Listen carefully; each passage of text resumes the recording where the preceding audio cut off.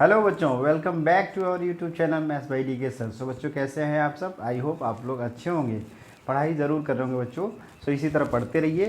तो बढ़ते हैं आज अगली क्लास में, जिसमें हम लोग एक्सरसाइज 1.3 के लास्ट क्वेश्चन को करेंगे। जैसा कि प्रीवियस क्लास में हम लोग एक्सरसाइज 1.3 के क्वेश्चन नंबर 8 तक सारे क्वेश्चन को सॉल्व कर लिए थे। आज हम लोग बचा हुआ क्वेश्चन नंबर 9 को सॉल्व करेंगे। सो बढ़ते हैं इस क्वेश्चन पे। देखिए, ये क्वेश्चन आपके स्क्रीन पे दिख रहा है। क्वेश्चन क्या दिया है? Classify the following numbers as rational और इरेशनल। यानी कि आपको बताना है कि इसमें कौन सा नंबर रेशनल है और कौन सा नंबर इरेशनल है। जिसमें पहला पार्ट देखिए बच्चों क्या दिया है।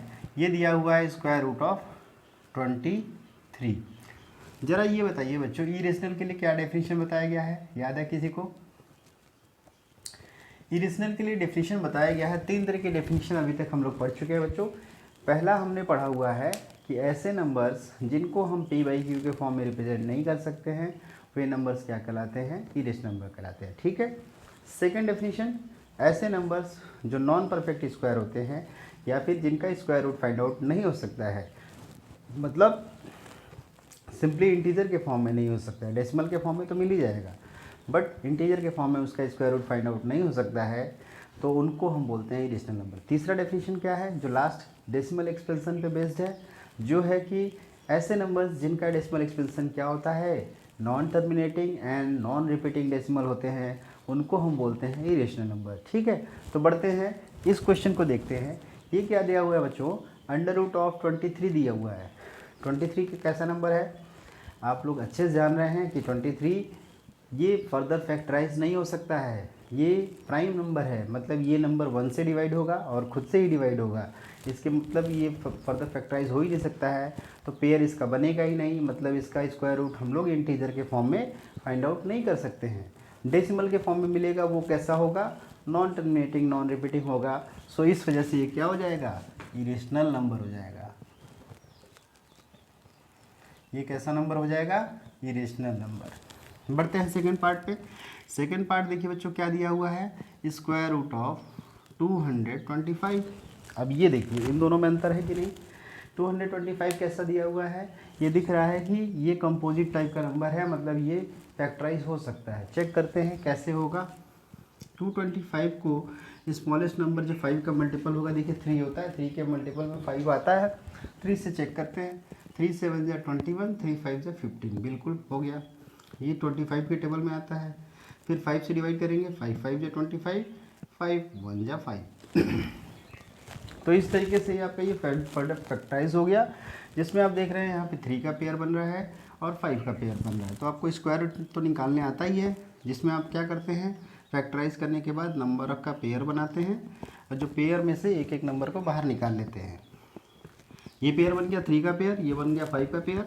एक नंबर यहाँ से निकलेगा, यहाँ से एक नंबर यहाँ से, यानी 3 बाहर आएगा और 5 बाहर आएगा। इसका रिजल्ट कितना हो जाएगा?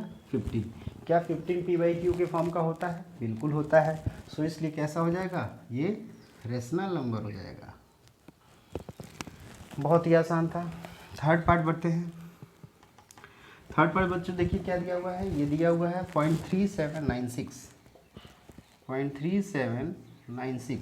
अब जरा बच्चों ध्यान दीजिए, ये तो डेसिमल के फॉर्म में दे रखा है, लेकिन डेसिमल फॉर्म में 2 तरीके के आपके पहचानने होंगे। एक तो ये देखना होगा कि क्या ये टर्मिनेटिंग है, दूसरा ये नॉन टर्मिनेटिंग है। पहले चेक करिए टर्मिनेटिंग है, बिल्कुल है। क्यों? क्योंकि ये डिजिट का जो एक्सपेंशन जो दे रखा है 3796, उसके बाद कोई नंबर नहीं दिया हुआ है, ना ही इस पर बार लगा हुआ है। इसका मतलब ये टर्मिनेट हो गया है, इसके बाद कोई नंबर यहाँ पे नहीं आ रहे हैं। तो ये कैसा डेसिमल होगा? ये टर्मिनेटिंग डेसिमल है। अच्छा, जैसा कि प्रीवियस क्लासेस में हमने आपको बताया था कि टर्मिनेटिंग डेसिमल और नॉन टर्मिनेटिंग रिपीटिंग डेसिमल्स ये क्या होते हैं? रेशनल नंबर्स होते हैं। तीसरा जो होता है non terminating non repeating decimal, वही इरेशनल नंबर होता है। समझ में आई बात? तो इस वजह से ये क्या हो जाएगा? रेशनल नंबर हो जाएगा। Is it clear? ये समझ में आ गया सबको? बढ़ते हैं फोर्थ पार्ट पे। फोर्थ पार्ट देखिए बच्चों क्या दिया है। ये दिया है 7.478478 डॉट डॉट डॉट, यानी कि 7.478478। अच्छा जरा ये देखिए बच्चों, ये क्या है? ये कुछ रिपीटिंग जैसा दिख रहा है, नॉन टर्मिनेटिंग तो दिख रहा है क्योंकि डॉट डॉट लगा है, इसका मतलब नॉन टर्मिनेटिंग है। दूसरा चीज़ चेक करेंगे क्या रिपीटिंग है या नॉन रिपीटिंग है। बिल्कुल रिपीटिंग दिख रहा है क्योंकि ये 3 डिजिट जो है रिपीट कर रहे हैं।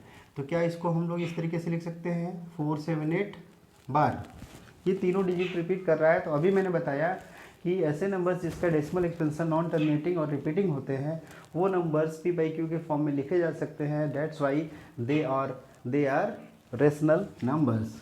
सो ये क्या होगा, रेशनल नंबर होगा, रेशनल नंबर होगा।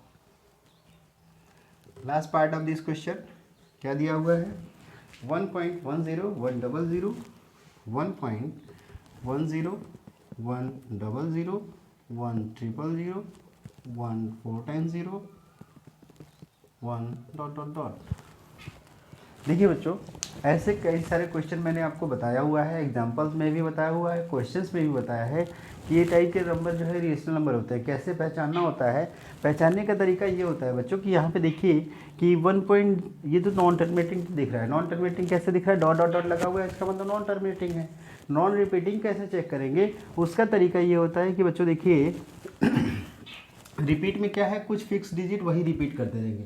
लेकिन यहाँ पे 10 तो आपको दिख रहा है, बट जीरो का नंबर अब टाइम्स बढ़ रहा है। पहले 0 1 टाइम था, फिर 2 टाइम्स हुआ, फिर 3 टाइम्स हुआ, फिर 4 टाइम्स होगा, फिर 5 टाइम्स होगा एंड सो ऑन।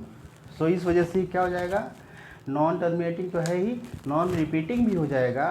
तो अभी मैंने बताया कि नॉन टर्मिनेटिंग अगर नॉन रिपीटिंग होता है तो क्या होता है, इरेशनल नंबर होता है। तो ये कैसा हो जाएगा, इरेशनल नंबर हो जाएगा।